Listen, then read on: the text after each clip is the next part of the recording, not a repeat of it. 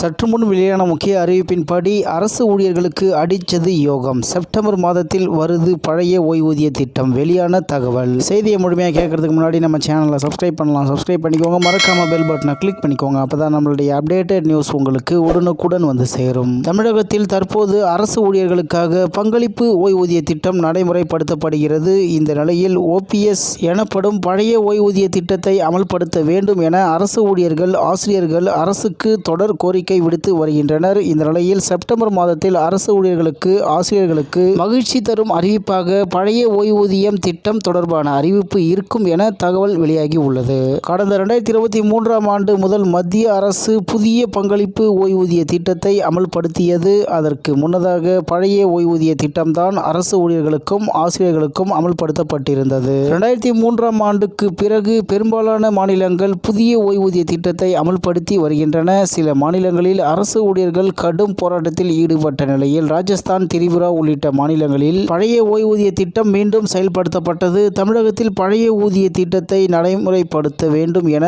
அரசு ஊழியர்கள், ஆசிரியர் சங்கங்கள் கடந்த 20 ஆண்டுகளுக்கும் மேலாக போராட்டத்தில் ஈடுபடுகின்றனர். 3 முறை ஆட்சி மாற்றம் ஏற்பட்ட போதும் இதுவரை பங்களிப்பு ஓய்வூதிய திட்டம் அமல்படுத்தப்படவில்லை. இந்த நிலையில் அதிமுக ஆட்சி முடிந்து 2021இல் திமுக ஆட்சிக்கு வந்தது. அப்போது திமுகவின் 309வது தேர்தல் வாக்குறுதியில் பழைய ஓய்வூதிய திட்டம் செயல்படுத்தப்படும் என அறிவித்து இருந்தது. அதன் பிறகு கொரோனா நெருக்கடி, மோசமான நிதிநிலை உள்ளிட்டவை காரணமாக பழைய ஓய்வூதிய திட்டம் அமல்படுத்தப்படவில்லை. ஆட்சி முடிய இன்னும் 1 வருடமே இருக்கும் நிலையில் ஜனவரி மாதத்திலேயே தேர்தல் நடைமுறைகள் தொடங்கிவிடும். எனவே இந்த ஆண்டு பழைய ஓய்வூதிய திட்டத்தை அமல்படுத்த வேண்டும் என்ற கோரிக்கை எழுந்து இருக்கிறது. கடந்த பட்ஜெட் கூட்டத்தொடரிலேயே பழைய ஓய்வூதிய திட்டம் தொடர்பான அறிவிப்பு இருக்கும் என எதிர்பார்க்கப்பட்ட நிலையில் ஈட்டிய விடுப்பை சரண்டர் செய்து பணப்பலன் பெறுவது, திருமண நிதி உதவி, அரசு ஊழியர்களுக்கு இழப்பீடு உள்ளிட்ட 9 அறிவிப்புகளை தமிழ்நாடு முதலமைச்சர் வெளியிட்டார். இதற்கு அரசு ஊழியர்களும், ஆசிரியர்களும், சங்கங்களும் வரவேற்பு தெரிவித்த நிலையில் பழைய ஓய்வூதிய திட்டத்தை அமல்படுத்தாதது ஏன் என்ற கேள்வி எழுந்தது. மேலும் செப்டம்பர் மாதத்திற்குள் பழைய ஓய்வூதிய திட்டத்தை அமல்படுத்தாவிட்டால் ஆசிரியர்கள், அரசு ஊழியர்கள் போராட்டத்தில் குதிக்கப் போவதாகவும் தகவல் வெளியாகியிருக்கிறது. அதே நேரத்தில் அரசு ஊழியர் சங்கங்களுடன் பேச்சுவார்த்தை நடத்திய முதல்வர் செப்டம்பர் மாதத்திற்குள் நிச்சயம் பழைய ஓய்வூதிய திட்டம் தொடர்பான அறிவிப்பு இருக்கும் என அறிவித்தார். மேலும் இதுகுறித்து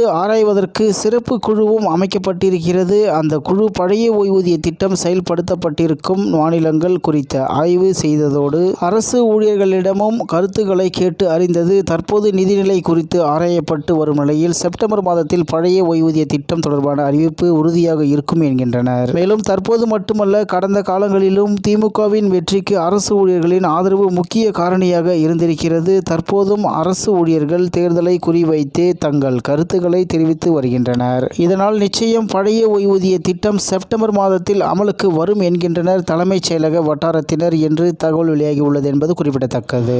இத்துடன் இன்றைய முக்கிய செய்தி நிறைவு பெறுகிறது. மேலும் இதுபோன்ற செய்திகளை உடனுக்குடன் தெரிந்து கொள்ள RK News தமிழ்நாடு சேனலுடன் இணைந்திருங்கள். நன்றி, வணக்கம்.